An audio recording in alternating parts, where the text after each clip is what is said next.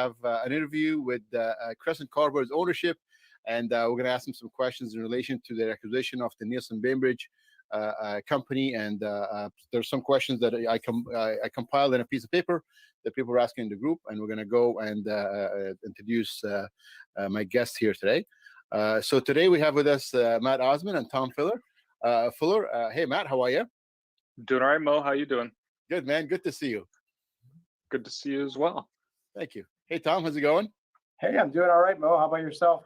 All right, not so bad. I haven't seen you guys since last show, West Coast Autumn Fame. I know. Hopefully, we'll be getting together again soon, one of these days. I mean, I think we all missed the show. So yeah, I was reminiscing about it, and I'm thinking about getting a Giordano's pizza because I used to go there once every year at the by the hotel. So I'm trying to order the frozen pizza so I can heat it up at home.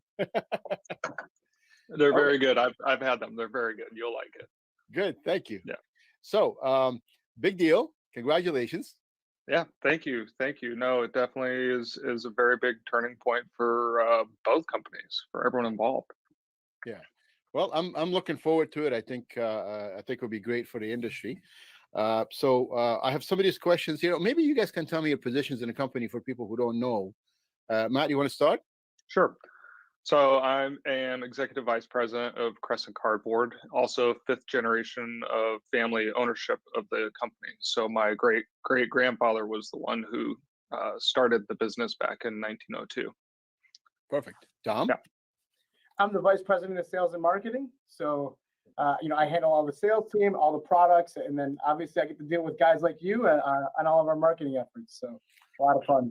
If you guys did a good deal on a CMC, Tom is the guy to call, right? Absolutely, Mo. We'll hook you up. Yeah, and you did. I got a really good deal on that machine. Thank you very much. All right, so we're going to start with the hard questions, okay? What divisions of Nielsen Bainbridge did you all buy?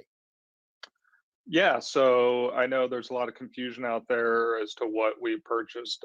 NBG Home was a large conglomerate of a lot of different companies that they had put together. We only acquired the assets of Nielsen Moulding, Bainbridge matboard, Nurre Caxton, and yeah, so that's it. It's basically the initial building blocks of what started NBG Home is what we bought, but not all the rest of the ancillary businesses. Now, on your announcement, it said U.S. market, right? So does that mean only within the U.S.? No. We'll be selling outside the United States. The European division was split from the American division, so we still sell into all the countries that we exported to from the United States. The European operations still sell into the countries that they originally exported into. So we'll be selling into all of the Americas, Australia, New Zealand, Japan. And then the European operation will be exporting to places like Africa, Middle East, India. So, yeah. All right. So nothing changes for the Europeans, but it does change for Americans and Australians and the countries that you just listed, correct? Correct. Now, if I were to buy Nurre Caxton, now do you ship to me from Chicago now, from Illinois, or do I still buy it? How do I buy the Nurre Caxton stuff? So nothing changes from how anyone buys anything right now. Everything, you still call the same people, orders go to the same places, and it will still be shipping from the same areas. All right, so no difference there. So it doesn't affect us. All right. So which product will you be selling from them? Not the Crescent line, which of course is yours, from the new acquisition. Which products will we be selling? Yeah. So we'll be selling the entire Nurre Caxton line, the Nielsen line, all the Bainbridge matboard and foamboard is added on to what we're selling. Yeah. Perfect. All right, let's see what else did she. Oh, why did you make the acquisition? That's a burning question.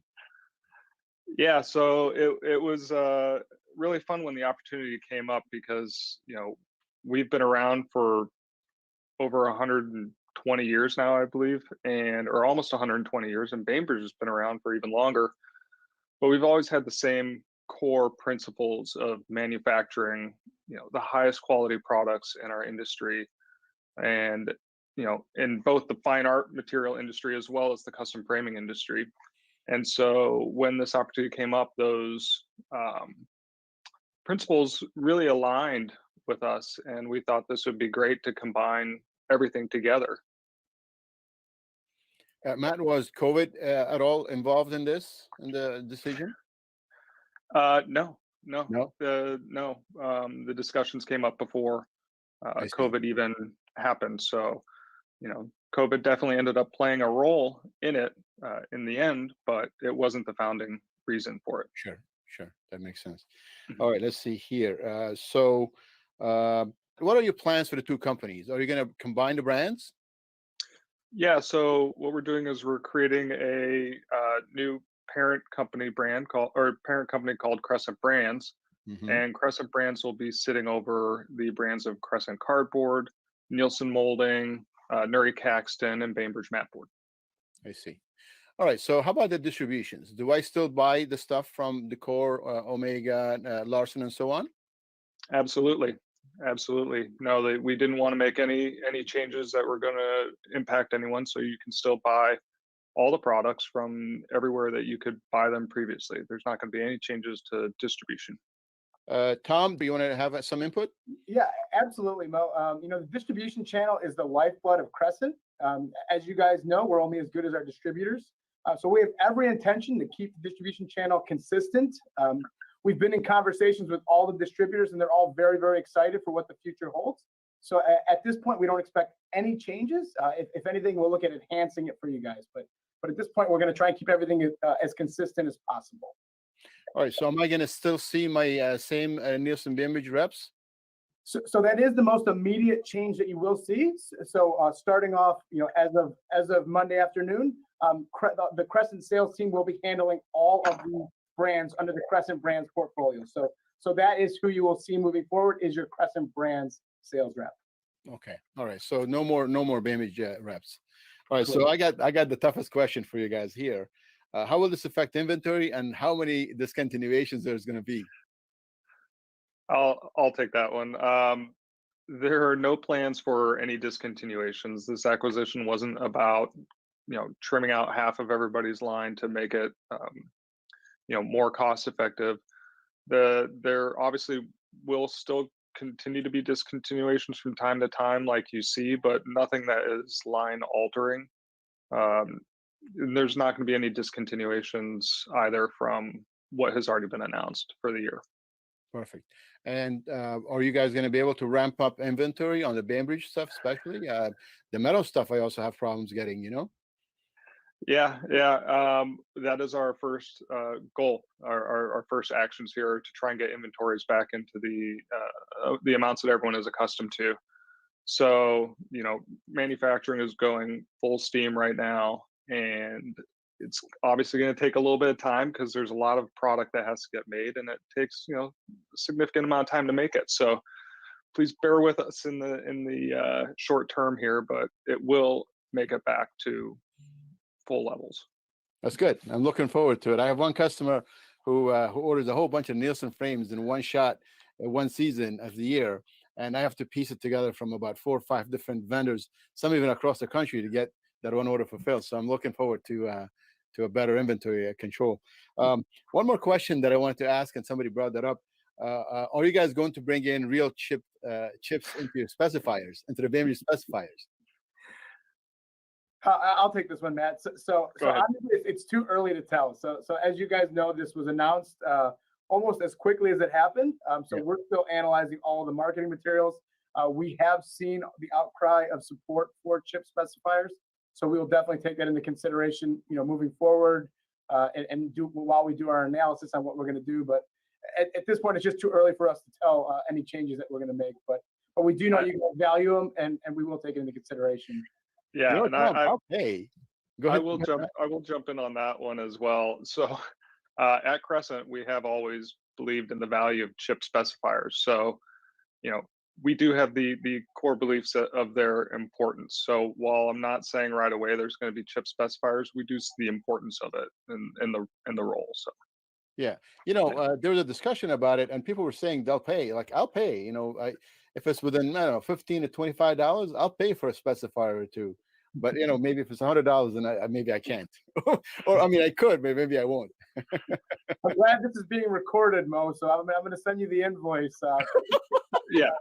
How many do you need? I always get forwarded the show. That's $100. So I have one last question for you guys. People who need Bainbridge corner samples, how soon can they get them? And will these be available readily as opposed to before? I think it was a little harder to do. Coming out of the gates, the good news is they do have corner samples. So obviously we're taking over those inventories. There are corner samples. There are somewhat limited supplies, so we have to try and prioritize them. As we move forward, we do manufacture our own corner samples, so we will anticipate, having better volumes moving forward. And just to add one more piece here, when we're talking about all the lines and all the brands together under one house, this is giving us the opportunity to expand offerings. So people are afraid that that there's going to be so many discontinues and you're going to see that what you love go away. I think this is actually going to be an opportunity where we can now afford to bring more to the table.